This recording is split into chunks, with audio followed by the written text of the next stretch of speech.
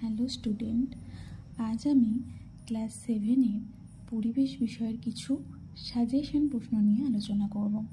পুরো ভিডিওটা দেখো, আশা করি তোমাদের পরীক্ষায় অনেক সাহায্য করবে।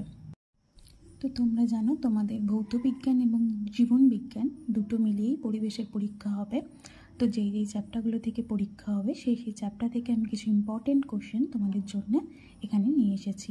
তো প্রথমে আমি পরিবেশের ভৌত বিজ্ঞানের প্রশ্নগুলো তোমাদের সামনে আলোচনা করছি। দেখো, এগুলো সব কিন্তু শর্ট কোশ্চেন। প্রথমে বলছি 32 ডিগ্রি ফারেনহাইটের সমান পাঠ হলো 0 ডিগ্রি সেলসিয়াস। সিলভার নাইট্রেটের সংকেত হলো AgNO3। তাপ প্রয়োগে কঠিন পদার্থ তরলে পরিণত হওয়াকে বলা হয় গলন। ক্যালসিয়াম পরমাণুর দুটো ইলেকট্রন বর্জন করলে উৎপন্ন হবে Ca2+। তাপের এসআই একক জুল। এটা কিন্তু খুব ইম্পর্টেন্ট। অ্যালুমিনিয়ামের ধাতুর চিহ্ন হচ্ছে Al। অ্যালুমিনিয়াম অক্সাইডের সংকেত হচ্ছে Al2O3।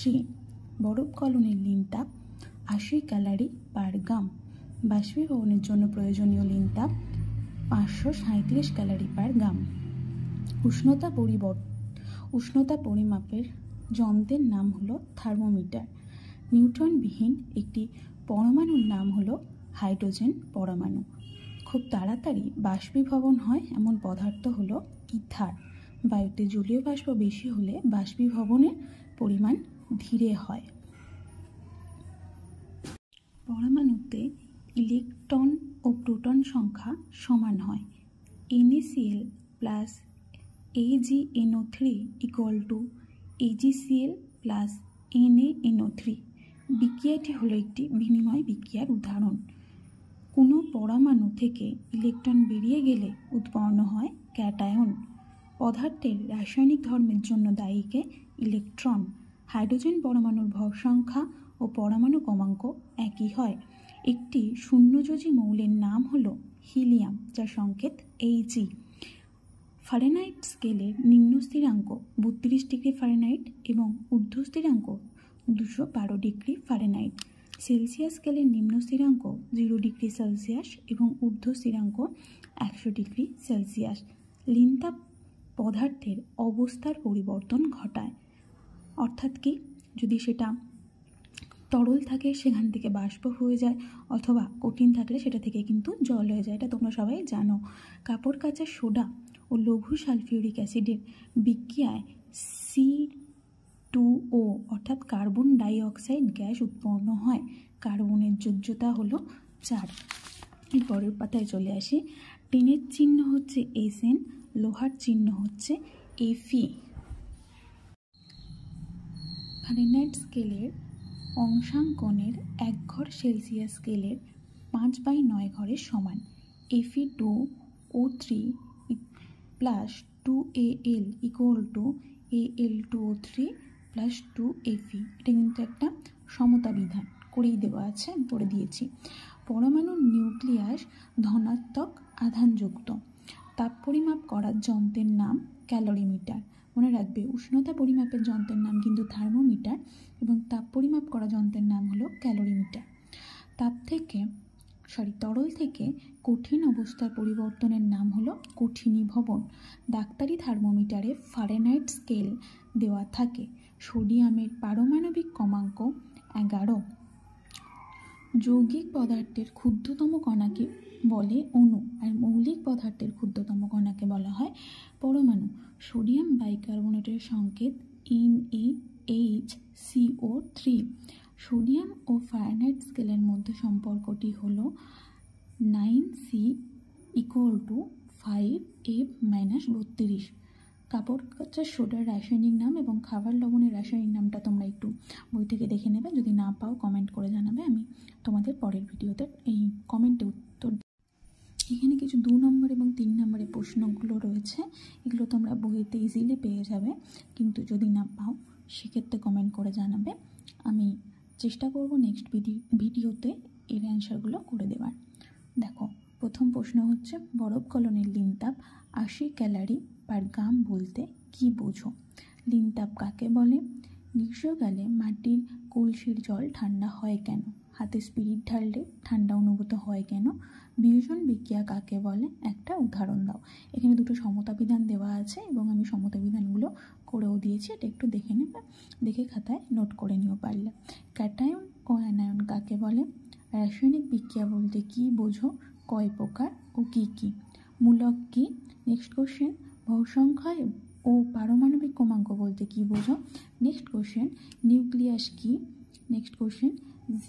40 ডিগ্রি সেলসিয়াস কত ডিগ্রি ফারেনহাইটের সমান? এটা একটা ইম্পর্টেন্ট ম্যাথ, দেখবে তোমাদের বইয়ে তাপের যে চ্যাপ্টারটা রয়েছে সেই চ্যাপ্টারে এই ম্যাথটা করে দেওয়া আছে, না পারলে বলো আমি করে দেবো। পরমাণু নিস্তরিত হয় কেন?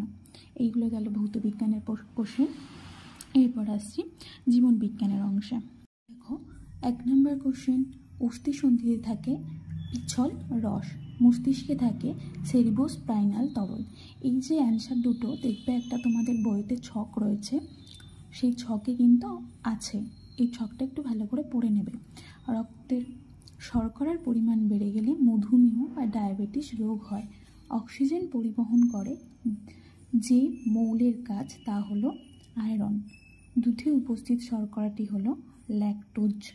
অস্থি ও লিগামেন্টে উপস্থিত প্রোটিন হলো কোলাজেন। চুল ও নখ এ থাকে কেরোটিন প্রোটিন।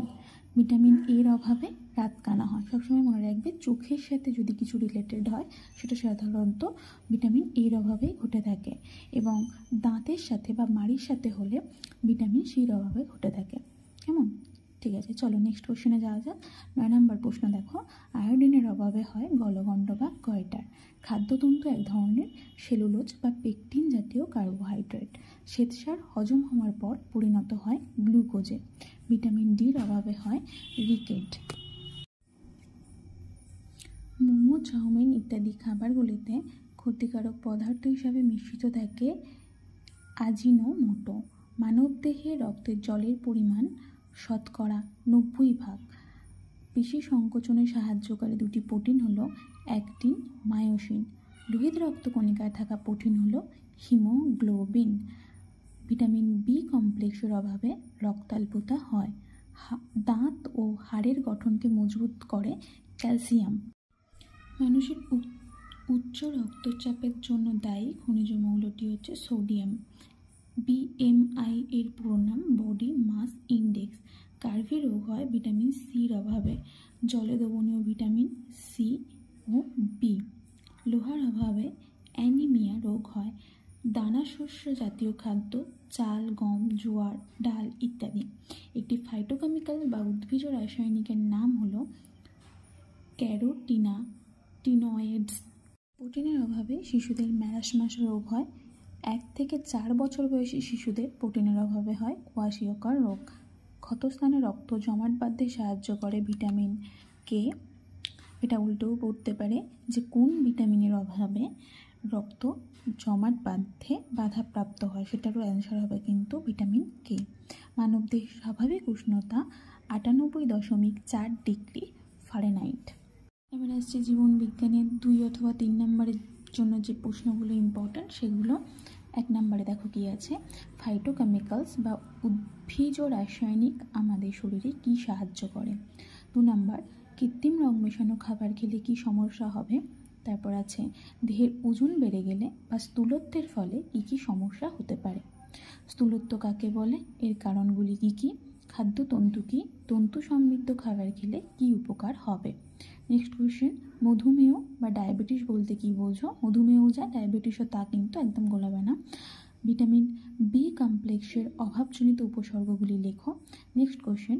কোয়াশিয়কর রোগের কারণ এবং লক্ষণগুলি লেখো। তারপরে আছে অপুষ্টির ফলে শিশুদের কি কি রোগ হয়। তো এখানেই শেষ করলাম তোমাদের সায়েন্সের সাজেশন। যদি ভিডিওটা ভালো লেগে থাকে একটা লাইক দিও। যদি কারো কোথাও বুঝতে অসুবিধা হয় কমেন্ট করে জানিও।